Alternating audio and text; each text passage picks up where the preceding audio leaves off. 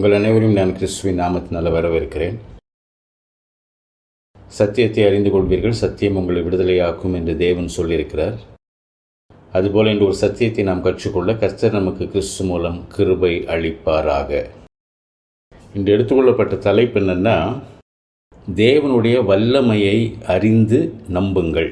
தேவனுடைய வல்லமையை குறித்து நாம் அறிந்து கொள்ள வேண்டும், அதை நாம் விசுவாசிக்க வேண்டும், நம்ப வேண்டும். நம்ம இப்போது ரோமர் புஸ்தகத்தில் வருது, நாம் பார்க்கிற காரியத்தை கொண்டே நாம் தேவனுடைய ப்ரெசன்ஸ், அவர் இருக்கிறார் என்பதையும் அவருடைய வல்லமையும் நாம் அறிந்து கொள்ளலாம் அப்படின்னு வருது. நாம் பார்க்கிற காரியங்கள், உணர்கிற காரியங்கள், கேட்கிற காரியங்கள் இல்லையா? நம்ம நிறைய விஷயம் கேட்குறோம், நிறைய விஷயம் பார்க்குறோம், நிறைய விஷயம் நாம் உணர்கிறோம். இதெல்லாம் வச்சே தேவனுடைய வல்லமை எப்படிப்பட்டது என்பதை நாம் உணர்ந்து கொள்ளலாம்.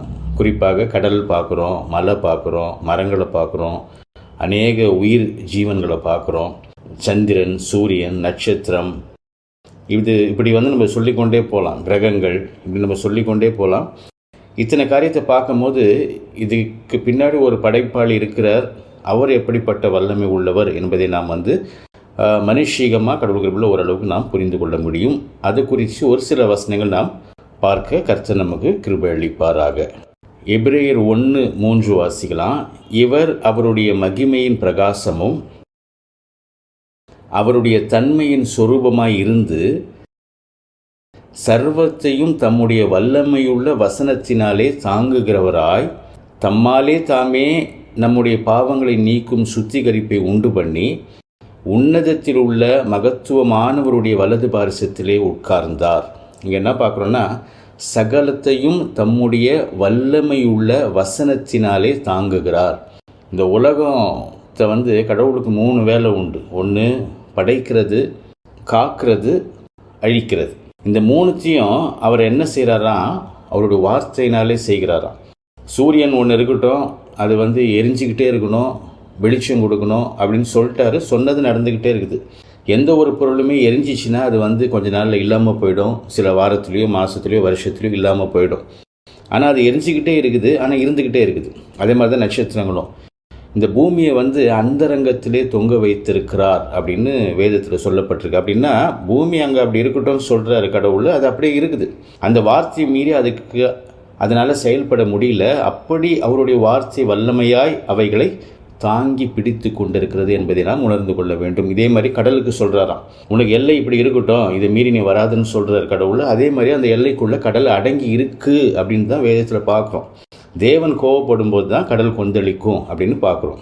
அப்போது எல்லாவற்றையும் அவருடைய வார்த்தையினாலே தாங்கி பிடித்து நடத்துகிறவராக இருக்கிறார். அப்படின்னா அவருடைய வல்லமை எப்படிப்பட்டது என்பதை நாம் அறிந்து கொள்ளலாம். ரோமர் 4:17 வாசிக்கலாம். அநேக ஜாதிகளுக்கு உன்னை தகப்பனாக ஏற்படுத்தினேன் என்று எழுதியிருக்கிறபடி அவன் தான் விசுவாசித்தவருமாய் மரித்தோரை உயிர்ப்பித்து இல்லாதவைகளை இருக்கிறவைகளைப் போல அழைக்கிறவருமாய் இருக்கிற தேவனுக்கு முன்பாக நம்ம எல்லோருக்கும் தகப்பனானான். இங்கே அப்ரஹாமை குறித்து கடவுள் சொல்கிறாரு. அது அப்ரஹாம் எதை உணர்ந்திருக்கிறாரான்னா, மரித்தோரை உயிர்ப்பித்து இல்லாதவைகளை இருக்கிறவைகளைப் போல அழைக்கிற தேவன். அப்போ மரித்தாலும் உயிர் திழ வைக்க கடவுளால் ஆகும். அதுதான் நம்ம இயேசு செய்கிறார் இல்லையா? அந்த பூமிக்கு வரும்போது அநேகர் மரித்தவர்களை அவர் உயிரோடு எழுப்புகிறார், அநேக நோய்களை குணமாக்குகிறார், இயற்கையை கட்டுப்படுத்துகிறார், கடலை பார்த்து அமைதலாருன்னு சொல்கிறார், குஷ்டரோகியை குணமாக்குறார், கண்ணு குருடனை குணமாக்குறார், பிறவி குருடன் இல்லையா? குருடனுக்கும் பிறவி குருடனுக்கும் வித்தியாசம் உண்டு. குருடன்னா கண்ணு தெரியாதவன், பிறவி குருடனா கண்ணே இல்லாதவன். அவனுக்கு அவர் அற்புதங்களை செய்கிறார். இங்கே என்ன பார்க்குறோன்னா, மரித்தோரை உயிர்ப்பிக்கிறவர், இல்லாதவைகளை இருக்கிறவைகள் போல அழைக்கிற தேவன். எதுவுமே இல்லாட்டி கூட பரவாயில்ல, அவர் கவலையே கிடையாது. அவர் என்ன இருக்கணும், எப்படி இருக்கணும்னு யோசிப்பார். யோசித்து சொன்னார்னா அது இல்லாதது இருக்கிறவைகளாக மாறிவிடும் என்பதை நாம் கற்றுக்கொள்ள வேண்டும். வெளிப்படுத்துதல் 4:11 வாசிக்கலாம். கர்த்தாவே, தேவரின் மகிமையையும் கனத்தையும் வல்லமையும் பெற்று கொள்ளுகிறதற்கு பாத்திரராயிருக்கிறீர். நீரே சகலத்தையும் சிருஷ்டித்தீர். உம்முடைய சித்தத்தினாலே அவைகள் உண்டாயிருக்கிறவைகளும் சிருஷ்டிக்கப்பட்டவைகளுமாய் இருக்கிறது என்றார்கள். இங்கே என்ன பார்க்குறோன்னா, தேவனே சகலத்தையும் சிருஷ்டித்தார். ஏன் நம்ம பார்க்குறது, கேட்குறது, உணர்கிறது எல்லாவற்றையும் தேவன் சிருஷ்டித்தார். அவருடைய சித்தத்தினாலே அவைகள் உண்டாகியிருக்கிறது, சிருஷ்டிக்கப்பட்டிருக்கிறது. அப்போ அவருடைய சித்தம், அவர் நினைக்கிறது நடக்குது, சொல்கிறது நடக்குது. அப்படிப்பட்ட வல்லமை உள்ள தேவனாய் அவர் இருக்கிறார் என்பதை நாம் கற்றுக்கொள்ள வேண்டும். ஆதியாகமும் 18:14 வாசிக்கலாம். கர்த்தரால் ஆகாத காரியம் உண்டோ? உற்பவ கால திட்டத்தில் உன்னிடத்திற்கு திரும்ப வருவேன், அப்பொழுது சாராளுக்கு ஒரு குமாரன் இருப்பான் என்றார். இல்லையா, அவங்களுக்கு குழந்தை இல்லை. ஹஸ்பண்டுக்கு 100 வயசு, ஒய்ஃபுக்கு 90 வயசு. இல்லையா, குழந்தை பெற்கிற காரியம் அந்த ஸ்திரீயினிடத்தில் மறைந்து போனது, ஆணிடத்திலும் மறைந்து போனது. ஆனால் கடவுள் சொல்கிறாரு, உங்களுக்கு குழந்தை பிறக்கணும்னு சொல்கிறாரு. அது எப்படி அப்படின்னு அவங்க யோசிக்கும் போது, கடவுளாலே ஆகாத காரியம் ஒன்று உண்டோ? கடவுளால் முடியும். இயற்கைக்கு உட்பட்டு, ஏன்னா இயற்கையை செட் பண்ணுறதே கடவுள் தான்.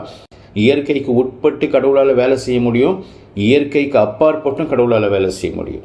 அப்படிப்பட்ட வல்லமை உள்ள தேவன் நமக்கு உண்டு என்பதை நாம் கற்றுக்கொள்ள வேண்டும். எரேமியா 32:17 வாசிக்கலாம்.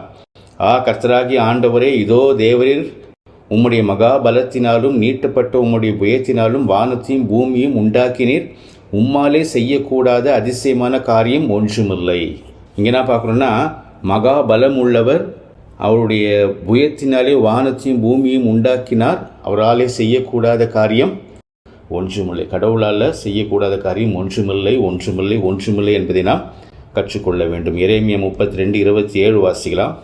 இதோ நான் மாம்சமான யாவருக்கும் தேவனாகிய கர்த்தர், என்னாலே செய்யக்கூடாத அதிசயமான காரியம் ஒன்றுண்டோ? அவர் சொல்கிற, நான் தான் எல்லாருக்கும், மாம்சமான எல்லாருக்கும் கடவுள் நான் தான், ஒரே கடவுள் தான், எல்லாருக்கும் அவர் தான் கடவுள். அவர் சொல்கிறார், என்னால் செய்யக்கூடாத காரியம் ஒன்று உண்டோ? அதிசயமான காரியம் இல்லை, நம்ம நினைக்கிறதுக்கு மிஞ்சி, நம்ம அறிவுக்கு அப்பாற்பட்டு, இது இப்படி நடக்குமா அப்படி நடக்குமா, கேள்விக்குறி. எல்லாம் கடவுளால் நடக்கும் என்பதை நாம் உணர்ந்து கொள்ள வேண்டும். அவராலே ஆகாத காரியம் ஒன்றுமில்லை என்பதை நாம் உணர்ந்து கொள்ள வேண்டும். சங்கீதம் 33:9 வாசிக்கலாம். அவர் சொல்ல ஆகும், அவர் கட்டளையிட நிற்கும். அவர் சொன்னால் நடக்கும், கட்டளையிட்டார்னா நடந்தபடியே இருக்கும்.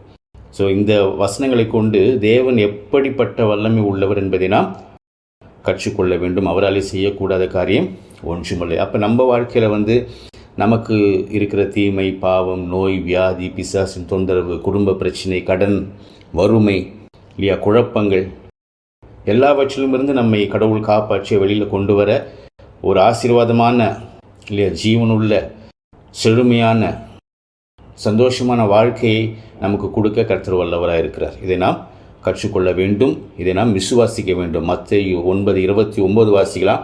அப்போது அவர்களுடைய கண்களை அவர் தொட்டு, உங்கள் விசுவாசத்தின்படி உங்களுக்கு ஆக கடவுது என்றார். இல்லையா, குருடர்கள் வராங்க, கண்ணு வேணும்னு கேட்குறாங்க. அப்போ அவர் சொல்கிறார், உங்கள் விசுவாசத்தின்படி ஆக கடவுது. அப்போ நம்ம கடவுளால் இது முடியும், கடவுளால் செய்ய முடியும், செஞ்சு கொடுப்பார் நமக்கு. ஏன்னா இதுக்கு முன்னாடி நம்ம என்ன பார்த்தோம்னா, தேவனுடைய அன்பு, இரக்கம், கிருபை, இதை குறித்து பார்த்தோம். அப்போ அவருக்கு நமக்கு ஹெல்ப் பண்ணணுன்ற எண்ணம் இருக்குது. அது நம்ம ஃபஸ்ட்டு உணர்ந்து கொள்ள வேண்டும். அடுத்தது அவருக்கு நமக்கு ஹெல்ப் பண்ணுற வல்லமை இருக்கிறது, அதையும் உணர்ந்து கொள்ள வேண்டும். ஹெல்ப் பண்ணுன்ற எண்ணமும் இருக்குது, ஹெல்ப் பண்ணுன்ற வல்லமையும் இருக்குது. அதனால் அவரால் செய்ய முடியும், நிச்சயமாக நமக்கு உதவி செய்து கொடுப்பார். நாம் காப்பாற்றப்படுவோம், ரட்சிக்கப்படுவோம், சந்தோஷமாக இருப்போம், ஆசீர்வாதமாக இருப்போம். இந்த சத்தியத்தை கற்றுக்கொண்டு இதற்கு ஏற்றாற் போல கடவுளை பார்த்து அவருடைய வல்லமையை நாம் புரிந்து கொண்டு அதற்குரிய ஆசீர்வாதத்தை பெற்றுக்கொள்ள கர்த்தர் நம்மை கிறிஸ்து மூலம் காத்து வழி நடத்துவாராக. ஆமென்.